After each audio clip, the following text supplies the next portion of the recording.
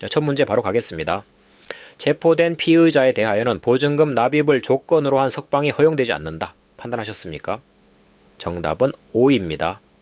형사소송법은 체포와 구속을 서로 다른 개념으로 씁니다. 체포는 짧고 긴급한 신체 확보, 구속은 그보다 뒤에 이어지는 계속적인 신병 확보라는 점에서 조문 자체가 두 단계를 분명히 나눠 놓았습니다.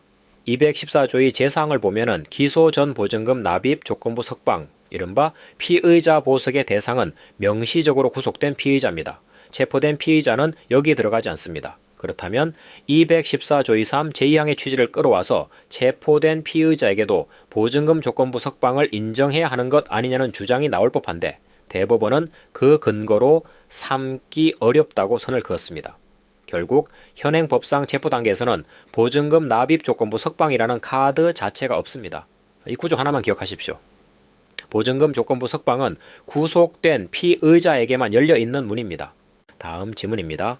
피의자의 진술을 기재한 구속 적부신문조서는 피고인이 증거로 함에 부동의한 경우 증거 능력이 인정되지 않는다. 여기서 걸리셨을 분들 많을 겁니다.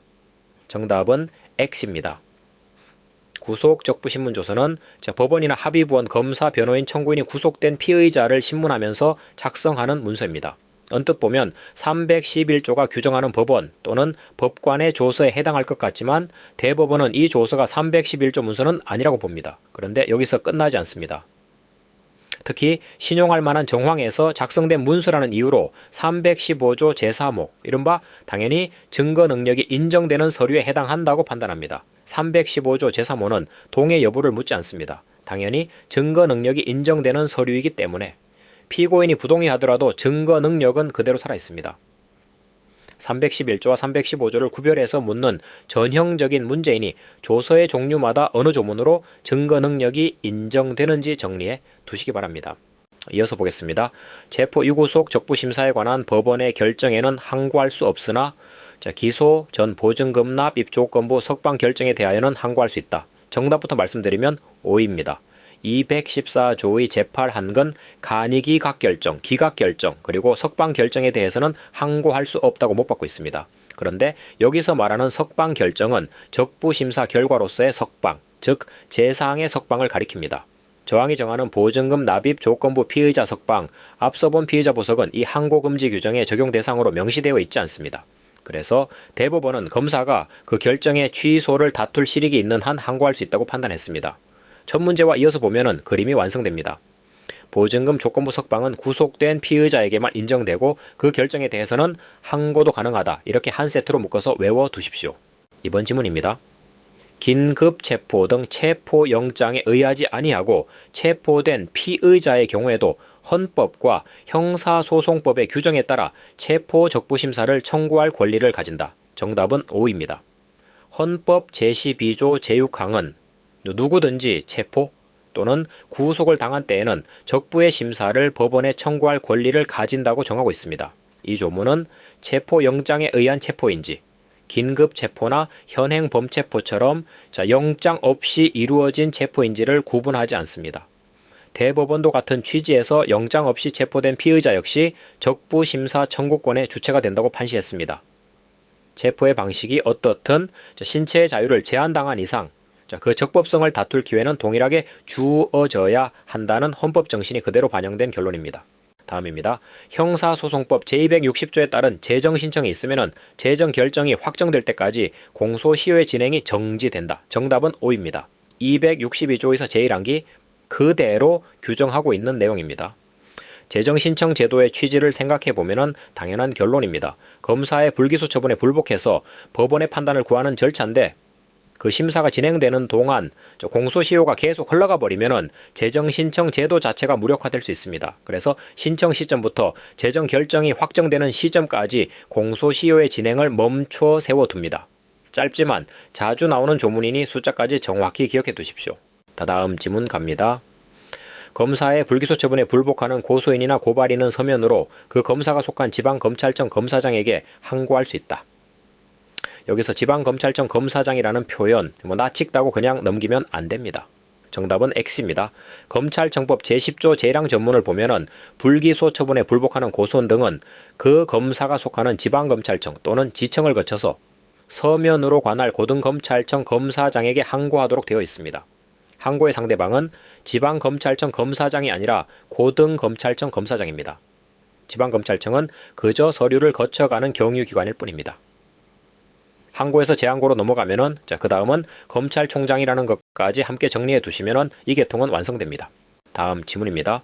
법원은 재정신청서를 송부받은 때에는 송부받은 날부터 10일 이내에 피의자 이외의 재정신청인에게도 그 사유를 통지하여야 한다. 정답은 O로 표시되어 있습니다. 형사소송법 262조 제1항이 정하는 통지 의무의 핵심은 고등법원이 재정신청서를 송부받으면 열흘 안에 피의자에게 그 사유를 통지해야 한다는 데 있습니다. 다만 이 지문처럼 재정신청인에게도 통지 대상이 확장되는지는 조문 문헌만 놓고 보면은 다소 애매하게 읽힐 수 있는 지점입니다. 실전에서 이런 표현을 만나면은 통지의 1차적 상대방이 피의자라는 점을 축으로 잡고 세부 표현의 전고는 최신 조문과 판례로 한 번 더 확인해 두시는 것이 안전합니다. 이 부분은 확인이 필요합니다. 자, 이번 지문 보겠습니다. 자, 재정신청서에 재정신청을 이유 있게 하는 사유가 기재되어 있지 않음에도 불구하고 법원이 이를 간과한 채 공소 제기 결정을 한 관계로 그에 따른 공소가 제기되어 본안 사건의 절차가 개시된 후에는 다른 특별한 사정이 없는 한 그 본안 사건에서 위와 같은 잘못을 다툴 수 없다. 정답은 O입니다. 재정신청서의 이유를 뒷받침하는 사유 기재가 부실했는데도 법원이 그냥 넘어가서 공소 제기 결정을 내려버린 경우를 생각해 보십시오.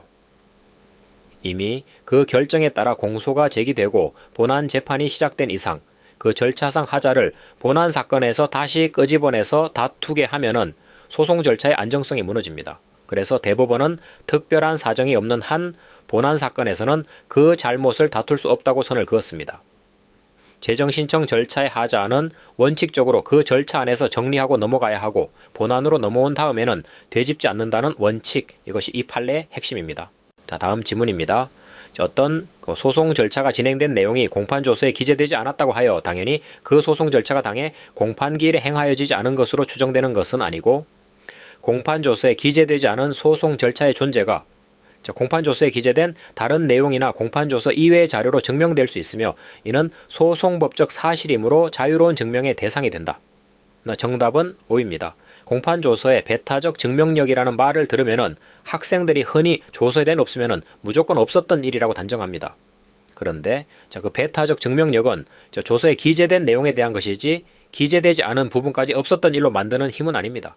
기재가 누락된 절차의 존재는 다른 기재 내용이나 조서 밖의 자료로도 증명할 수 있고 이것은 소송법적 사실이니 엄격한 증명이 아니라 자유로운 증명으로 충분합니다. 공판조서 증명력 문제는 매년 나오는 자리이니 배타적 증명력의 범위를 정확히 그어두시기 바랍니다. 이번 지문 갑니다. 피고인이 공소사실에 대하여 검사가 신문을 할 때에는 공소사실이 모두 사실과 다름없다고 진술하였으나 변호인이 신문을 할 때에는 범인나 공소사실을 부인한 경우 피고인의 법정 진술을 제외한 나머지 증거들은 간이 공판 절차가 아닌 일반 절차에 의한 적법한 증거조사를 거쳐 증거 능력이 부여되지 않는 한 유죄의 증거로 삼을 수 없다. 정답은 O입니다. 간이 공판 절차가 열리려면 피고인이 공판정에서 공소사실을 자백해야 합니다. 그런데 이 사안처럼 검사가 물을 때는 인정하다가 변호인이 물을 때는 범인이나 공소사실을 부인해버리면 그 진술 전체를 자백으로 볼 수 없습니다.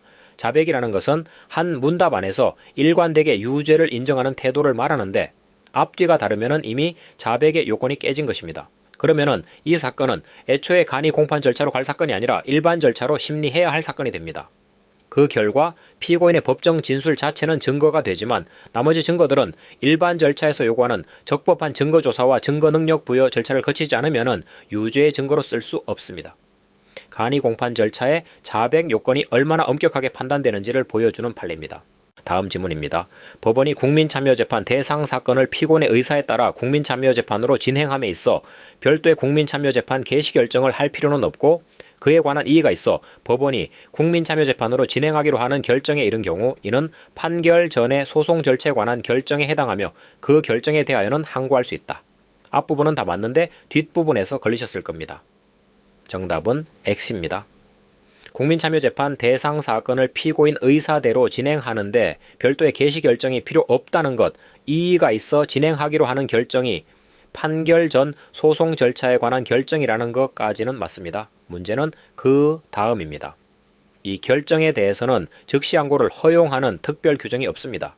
판결 전 소송 절차에 관한 결정은 원칙적으로 항고가 허용되지 않고 법률에 특별히 즉시 항고를 인정하는 규정이 있을 때만 예외적으로 항고가 가능합니다. 그런데 이 결정에는 그런 규정이 없으므로 항고할 수 없습니다. 만약 항고를 제기하면 법률상 방식을 위반한 항고이므로 원심 법원이나 항고법원이 항고를 기각해야 합니다. 판결 전 소송 절차에 관한 결정이라는 성격과 항고 가능 여부는 별개라는 점, 이 문제를 확실히 잡아두십시오. 다음 질문 보겠습니다. 종결한 변론을 재개하느냐의 여부는 법원의 재량에 속하는 사항으로서 변론 종결 후 선임된 변호인의 변론제 개신청을 들어주지 아니하였다 하여 심리미진의 위법이 있는 것은 아니다. 정답은 O입니다. 변론 재개는 형사소송법 제305조가 정하는 사항인데 조문 자체가 법원에게 재량을 준 규정입니다. 변론을 마친 뒤에 새로 선임된 변호인이 재개를 신청했다고 해서 법원이 반드시 이를 받아들여서야 하는 것은 아닙니다. 대법원도 이런 신청을 받아들이지 않았다고 해서 곧바로 심리를 다하지 않은 위법이 된다고 보지 않았습니다. 재량이라는 단어가 나오면은 그 결정을 하지 않았다는 사정만으로는 위법이 되지 않는다는 결론으로 곧장 이어진다는 것, 이 흐름을 기억해 두시기 바랍니다. 이번 지문입니다. 법원이 해외 체류 중인 증인의 진술을 별다른 법적 근거가 없음에도 선서 없이 인터넷 화상 장치를 통해서 청취 후 통상의 교호 신문 방식을 취한 증인 신문은 원칙적으로 위법한 증거조사이지만 피고인과 변호인이 그와 같은 절차 진행에 동의하였고 소시아치네께는 사후에 이의를 제기하지 않았다면 그 위법성이 치유될 수 있다. 정답은 X입니다. 앞부분 법적 근거 없이 선수도 없이 화상 장치로 진행한 증인 신문이 위법한 증거조사라는 부분까지는 맞습니다. 문제는 뒷부분입니다. 형사소송법이 정한 절차와 방식을 거치지 않고 선서 없이 임의의 방법으로 청취한 진술이나 그 진술을 녹음한 파일 같은 증거는 적법한 증거조사를 거치지 않은 증거로서 증거 능력이 아예 없습니다. 그리고 대법원은 이 증거 능력 흠결이 동의나 사후 이해 부재기로 치유되지 않는다고 명확히 선을 그었습니다. 피고인이나 변호인이 그 절차 진행에 동의했다거나 나중에 증거로 함에 동의했다고 해도 마찬가지입니다. 증거 동의는 전문 법칙의 예외를 여는 문이지 절차 자체가 위법해서 증거 능력이 없는 증거를 되살리는 마법의 열쇠가 아닙니다. 이 구분 정확히 잡아두십시오. 다음 질문 갑니다. 국민참여재판으로 진행한 제1심법원에서 배심원이 만장일치 의견으로 내린 무죄 판결이 재판부의 심증에 부합하여 그대로 채택되었다면 그 무죄 판결에 대한 항소심에서의 추가적이거나 새로운 증거조사는 법령에 정한 바에 따라 증거조사의 필요성이 분명하게 인정되는 예외적인 경우에 한정하여 실시하는 것이 바람직하다. 정답은 O입니다. 국민참여재판은 배심원이 직접 증인을 보고 듣고 판단한다는 실질적 직접 심리주의의 정점에 있는 제도입니다. 공판 준비 기일을 필수적으로 거친 제1심에서 배심원이 만장일치로 무죄 판결을 내리고 재판부까지 그 심증에 동의해서 그대로 채택했다면 그 판단에는 상당한 무게가 실려 있습니다. 이런 사건을 항소심이 서면 위주로 다시 뒤집으려면 형사소송법과 형사소송규칙이 정한 절차에 따라 증거조사의 필요성이 분명한 예외적인 경우로 한정하는 것이 바람직하다는 것이 대법원의 입장입니다. 국민참여재판의 무죄 판결에 대한 항소심의 태도, 최근에 자주 나오는 논점이니 결론과 근거를 함께 기억해 두시기 바랍니다. 다음 질문입니다.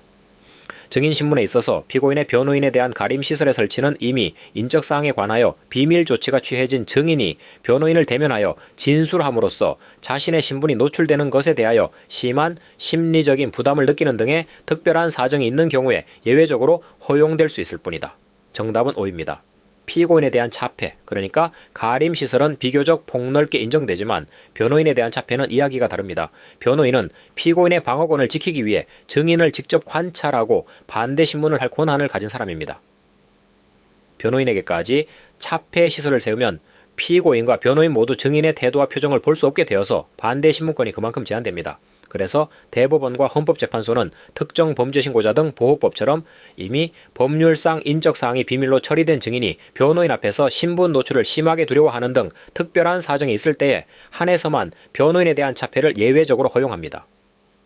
원칙과 예외 순서를 뒤집어서 외우면 안 됩니다. 원칙은 허용하지 않는 것이고 특별한 사정이 있을 때만 예외적으로 허용한다는 순서를 기억해 두십시오. 자, 이번 질문 보겠습니다. 자신의 유죄 확정 판결에 대하여 재심을 청구한 증인에게 그 유죄 확정 판결이 있는 사실에 대하여 증언 의무를 부과하는 것이 형사소추 또는 공소 제기를 당하거나 유죄 판결을 받을 사실이 반로될 염려 있는 증언을 강제하는 것이라고 볼 수는 없다. 정답은 O입니다. 증언 거부권은 자기가 형사소추나 공소제기를 당하거나 유죄 판결을 받을 위험이 있는 사실에 대해서 인정되는 권리입니다. 그런데 이미 유죄 판결이 확정된 사람은 일사부재리 원칙 때문에 같은 사실로 다시 처벌받지 않습니다. 재심을 청구했다고 해도 사정이 달라지지 않습니다. 재심에서 피고인에게 불리한 청구는 애초에 허용되지 않고 재심에는 불이익병 연금지 원칙까지 적용되어서 원판결보다 무거운 형이 나올 수도 없습니다. 그러니 재심을 청구했다는 사정만으로 새로운 형사처벌 위험이 생기는 것이 아닙니다. 그래서 대법원은 이런 증인에게 증언 거부권을 인정하지 않았습니다. 재심 청구 예정이라는 말만으로 증언을 거부할 수는 없다는 결론 논리구조까지 함께 기억해 두시기 바랍니다. 마지막 지문입니다. 수사기관이 소유자, 소지자 또는 보관자가 아닌 자로부터 임의로 제출받은 물건을 영장 없이 압수한 경우 그 압수물 및 압수물을 찍은 사진은 피고인이나 변호인이 이를 증거로 함에 동의하였다고 하더라도 이를 유죄 인정의 증거로 사용할 수 없다. 정답은 O입니다.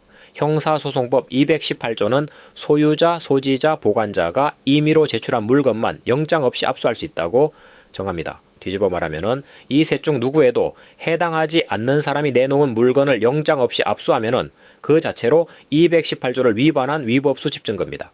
위법수집 증거는 원칙적으로 유죄 증거로 쓸 수 없고 여기서 눈여겨봐야 할 부분은 증거 동의와의 관계입니다. 증거 동의는 전문 증거의 증거 능력을 인정해주는 제도이지 영장주의를 위반해서 애초에 증거 능력이 없는 증거를 되살려주는 제도가 아닙니다. 그래서 피고인이나 변호인이 증거로 함에 동의했다고 하더라도 결론은 달라지지 않습니다. 압수물뿐 아니라 그 압수물을 찍은 사진까지 함께 증거 능력이 부정된다라는 점도 놓치지 마십시오. 오늘 다룬 문제들 전체를 관통하는 흐름이 하나 있습니다. 절차가 근본에서부터 잘못되면 당사자의 동의나 사후 승인만으로는 그 하자가 메워지지 않는다는 것입니다. 이 원칙 하나만 확실히 잡고 가셔도 오늘 공부는 충분합니다.